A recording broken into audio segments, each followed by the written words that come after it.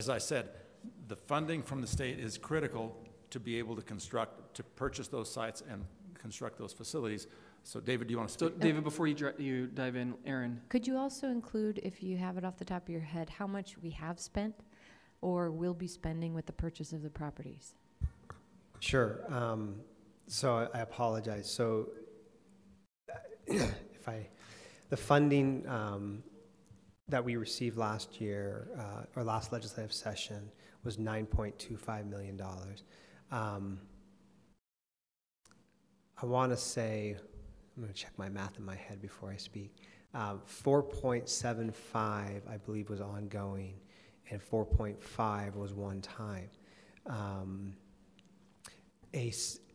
About 2.4, I believe, million was the TANF funding for the Midvale family shelter.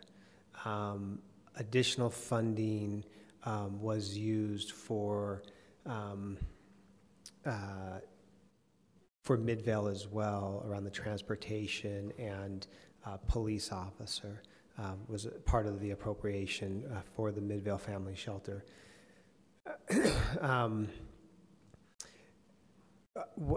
And I apologize, I have this information in my office, but some funding, about $100,000, went to the city for the public engagement, and $100,000 went to the county for the conceptual design work with Architectural Nexus. Other funding right now, a little over $2 million has been set aside for the architectural work.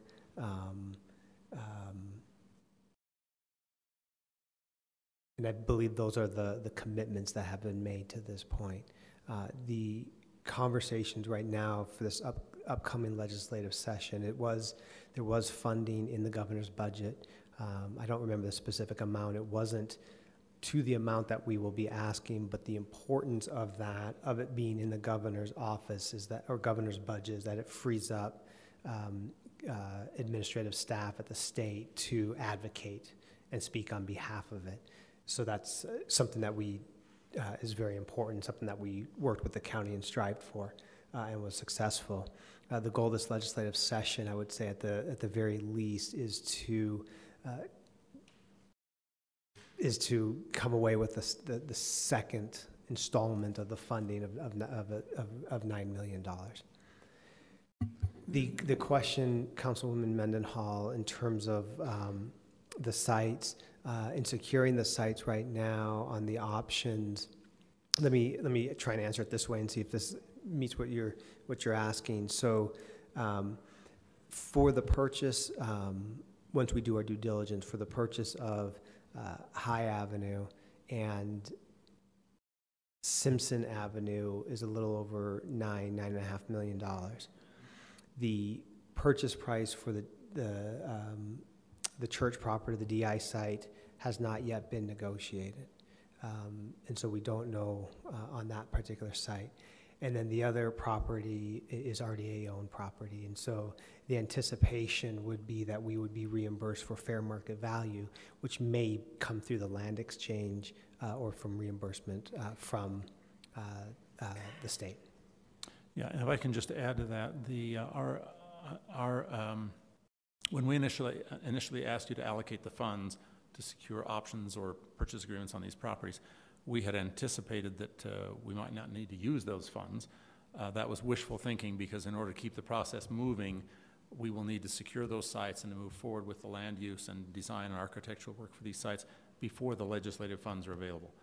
But our agreement is that no construction will begin on any of these sites until we have been paid or agreements have been made for the payment of the fair market value for those properties. Those are verbal agreements?